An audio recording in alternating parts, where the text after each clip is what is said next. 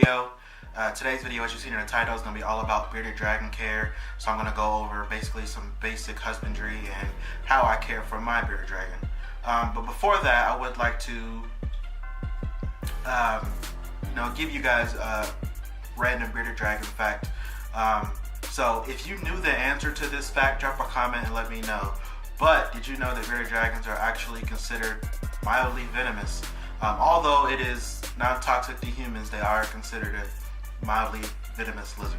So there's a fun fact for you about bearded dragons if you did not know. Now you know. So we can get started. So I have Hera here with me, my bearded dragon. And like I said, we're just going to go over some basic husbandry and key things that you should be doing when keeping bearded dragons. So we'll start off with enclosure.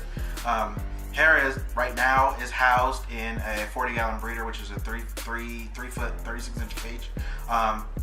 Notice I said right now, she's going to be upgraded. A lot of people don't believe that a 40 breeder should be the maximum size enclosure a bearded dragon should be kept in, which is perfectly fine. Everyone has, their things that they like to do. I think 40 breeders are fine. However, if you can provide bigger, go bigger, most definitely. So that's what I'm going to do for her. I'm definitely going to get her into a 4-foot enclosure, where she can have a little more room to roam, because the 40 breeder, she's all over it, and she's not huge, but she does, make it look little.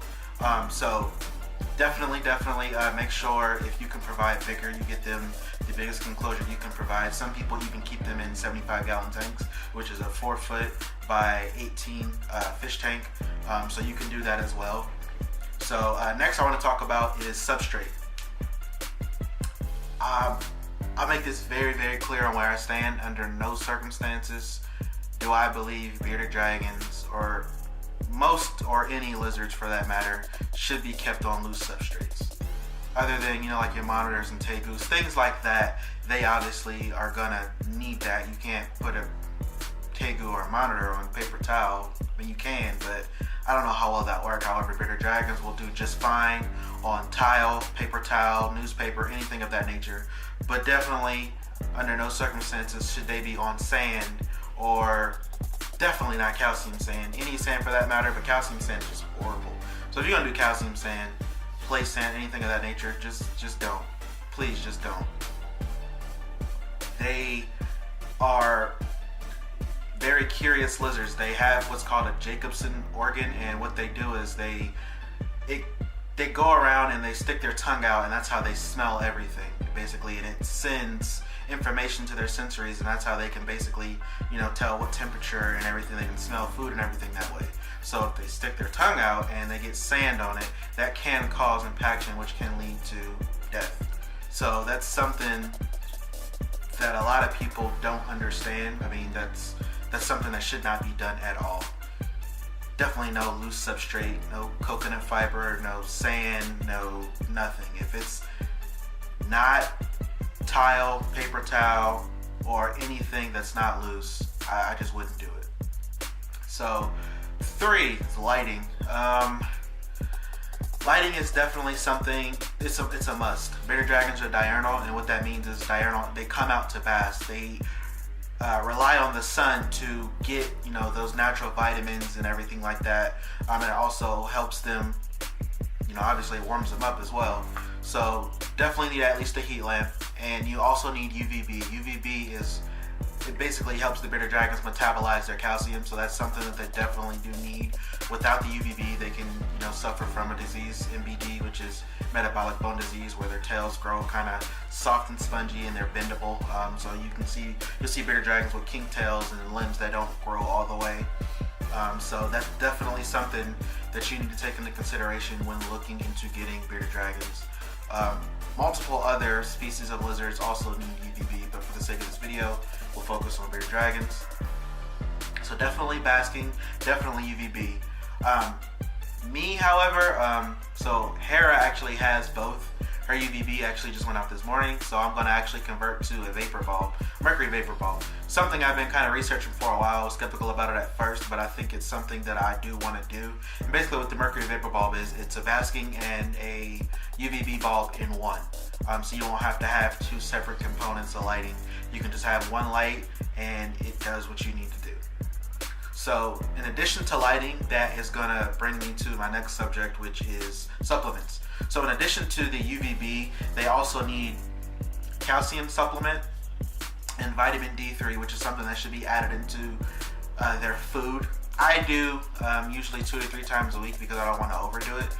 They can get deficiencies from having too much calcium and vitamin, so that's something you want to watch as well. So I'll usually, since she's an adult now, she's getting primarily veggies, so a lot of the dark green leafy vegetables.